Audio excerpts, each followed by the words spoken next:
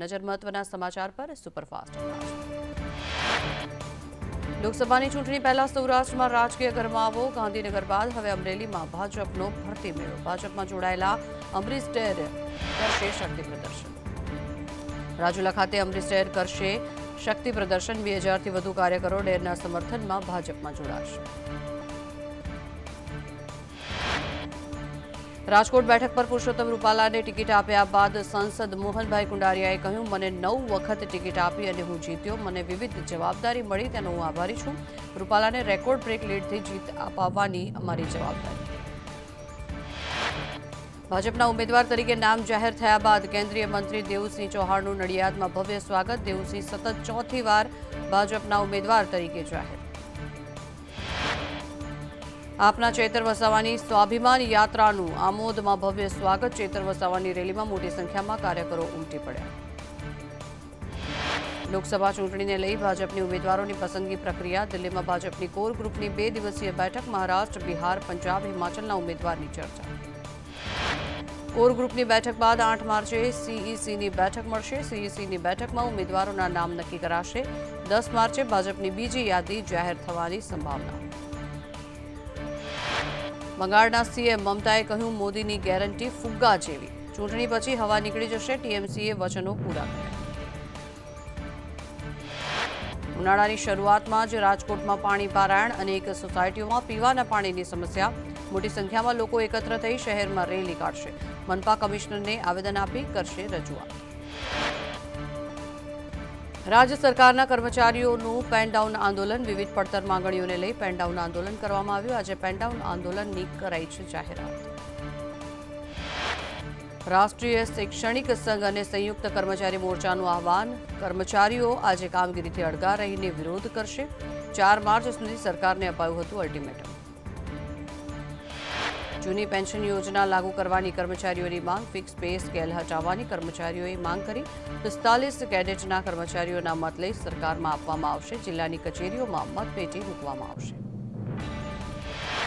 કર્મચારીઓના પેનડાઉન આંદોલન સામે સરકારની શક્તિ. આંદોલનને નિષ્ક્રિય બનાવવા માટે સરકાર હરકતમાં.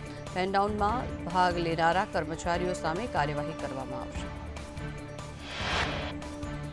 અમેરિકા કેનેડામાં ઘૂસણખોરી કેસમાં ઈડીની કાર્યવાહી. અમદાવાદ સહિત 29 સ્થળો પર ઈડીના દરોડા. એજન્ટ બોબી પટેલ, રાજુ પ્રજાપતિ, ભાવેશ પટેલ સહિત 5ને ત્યાં દરોડા. ઈડીએ ડિજિટલ ડેટા જપ્ત કર્યા. 1000 કરોડની એન્ટ્રીઓ મળી હોવાની માહિતી. 50 લાખ વિદેશી અને ₹1.50 કરોડની રોકડ જપ્ત કરવામાં આવી. 3 વર્ષમાં 1500 જેટલા લોકોને ગેરકાયદેસર વિદેશ મોકલવામાં આવ્યા. ઈડીને કેટલાક બોગસ પાસપોર્ટ પણ મળી આવ્યા.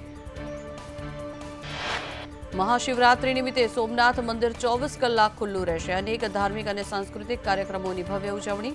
રાત્રિના 4 પ્રહરની મહાઆરતી થશે. નૂતન ધ્વજારોહણ, પાલખી યાત્રા સહિતના અનેક ધાર્મિક કાર્યક્રમ, વેદોક્ત મંત્રોચ્ચાર અને સાથે જ રુદ્રાભિષેક સહિતના પણ કાર્યક્રમ યોજાશે. મંદિરને રંગબેરંગી પુષ્પો અને લાઇટોથી સુશોભિત કરાશે. જૂનાગઢમાં મહાશિવરાત્રીના મેળાનો બીજો દિવસ. મોટી સંખ્યામાં શ્રદ્ધાળુઓ મેળામાં ઉમટી પડ્યા. દેશભરમાંથી સાધુ સંતોનો ભવનાથમાં જમાવડો. ભવનાથ વિસ્તાર જય ભોલેના નાદથી ગુંજી ઉઠ્યો. રાત્રે ભવ્ય લોક ડાયરાનું આયોજન. રાજ્યના નામાંકિત કલાકારો મોજ કરાવશે. મહાશિવરાત્રીના દિવસે સાધુઓની રવાડી નીકળશે.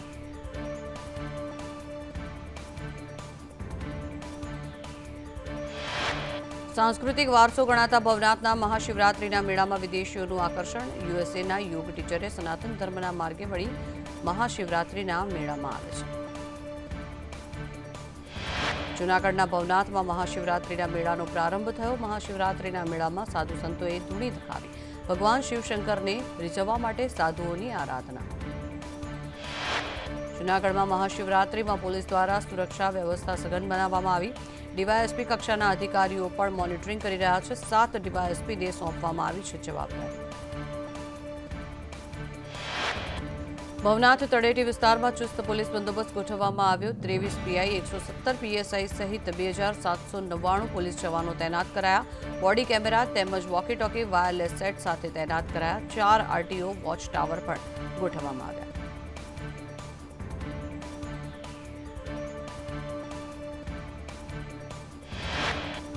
અમદાવાદના શહેરીજનો માટે વસ્ત્રાપુર તળાવ બંધ. વસ્ત્રાપુર લેકની રિનોવેશનની કામગીરી શરૂ કરવામાં આવી. ઓગસ્ટ સુધી મુલાકાતીઓ માટે પ્રતિબંધ મુકાયો. લગભગ 50 લાખથી વધુના ખર્ચે કરાશે રિનોવેશન. ભાવનગરમાં ગેરકાયદેસર બાંધકામો પર એસ્ટેટ વિભાગનો સપાટો. આનંદનગર અને પ્રભુદાસ તળાવમાં ગેરકાયદેસર બાંધકામ હટાવવામાં આવ્યા. એસ્ટેટ વિભાગની કાર્યવાહીથી દબાણકર્તાઓમાં ફફડાટ.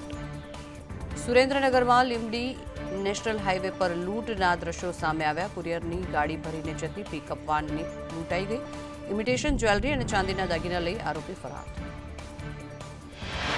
વડોદરાના ડેસરમાં એક્સપ્લોઝિવના જથ્થા સાથે એસઓજીની ટીમે એકની ધરપકડ કરી. જિલેટિન સ્ટિક અને ડેટોનેટર કેપનો પણ જથ્થો ઝડપાયો. મહીસાગરમાં બ્રાહ્મણ ક્રેડિટ સોસાયટીમાં ઉચાપત કરવામાં આવી. ત્રિનેદી મેવાડા બ્રાહ્મણ સોસાયટીમાં લાખોની ઉચાપત કરાઈ. મંત્રી દ્વારા ₹28 લાખની ઉચાપત કરી હોવાની ફરિયાદ.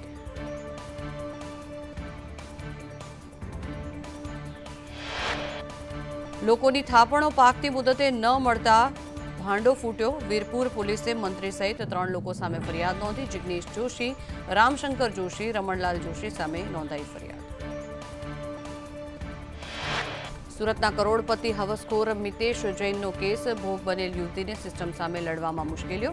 યુવતીએ કોર્ટમાં મિતેશ જૈનની અરજીનો વિરોધ કર્યો. યુવતીએ કહ્યું, મારે મિતેશથી છુટકારો જોઈએ, નાણાં નહીં.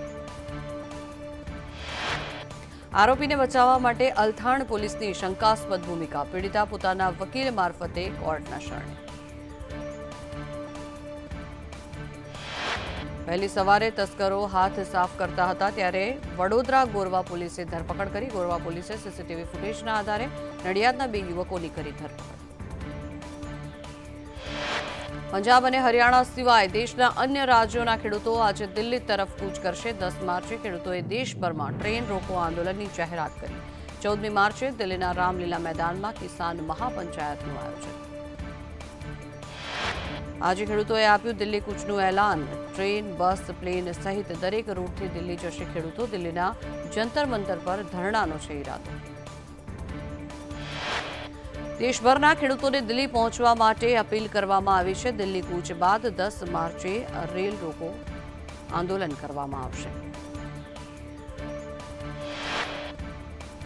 વડાપ્રધાન નરેન્દ્ર મોદી 5 દિવસમાં બીજી વખત બિહારના પ્રવાસે. આજે બિહારના બેતિયામાં 4000 કરોડની વિકાસ પરિયોજનાઓનું ઉદ્ઘાટન અને શિલાન્યાસ કરશે.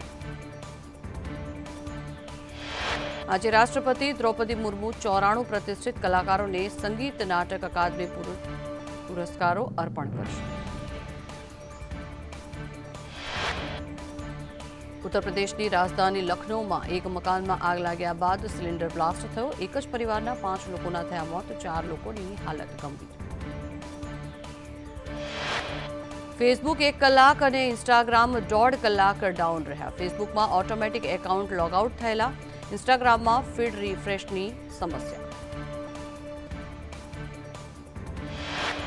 રાજ્યભરમાં ઠંડીનો ચમકારો. નલિયામાં લઘુત્તમ તાપમાન 11 ડિગ્રી નોંધાયું. અમદાવાદમાં 15, ગાંધીનગરમાં 14 ડિગ્રી.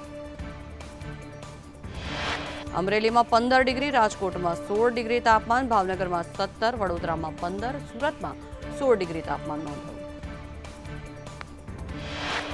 રાજ્યમાં ફરી એકવાર ખેડૂતો માટે માઠા સમાચાર. 10 થી 12 માર્ચે ગુજરાતમાં માવઠાની આગાહી. 18 થી 20 માર્ચે વાવાઝોડાની શક્યતા. હવામાન નિષ્ણાંત અંબાલાલ પટેલની આગાહી. ઉત્તર ભારતમાં ભારે વરસાદ અને વાવાઝોડાનો ખતરો. ઉત્તરના પહાડી રાજ્યોમાં વરસાદ. હિમવર્ષા યથાવત. હજુ 7 માર્ચ સુધી બરફવર્ષા થવાની આગાહી છે. કેદારનાથ ધામમાં બરફના જાડા થર જામ્યા. અટલ ટનલ પાસે બરફ હટાવવાની કામગીરી. લાહોલમાં પણ બરફવર્ષાને કારણે જનજીવન અસ્તવ્યસ્ત. જમ્મુ કાશ્મીરમાં પણ અનેક સ્થળે બરફવર્ષા. ઉત્તરાખંડ અને લદ્દાખમાં પણ ભારે હિમવર્ષાની આગાહી. આગામી 60 કલાક સુધી રહેશે વેસ્ટર્ન ડિસ્ટર્બન્સની અસર. હિમાચલ, ઉત્તરાખંડ, જમ્મુ કાશ્મીરમાં કરાઈ આગાહી. અસમ અને મેઘાલયમાં તોફાન સાથે વરસાદની શક્યતા. ઉત્તરાખંડમાં બદ્રીનાથ ધામ બરફમાં ઢંકાયું. હિમાચલમાં લાહોલ, સ્પીતિમાં 4 ફૂટ સુધી બરફના થર જામ્યા.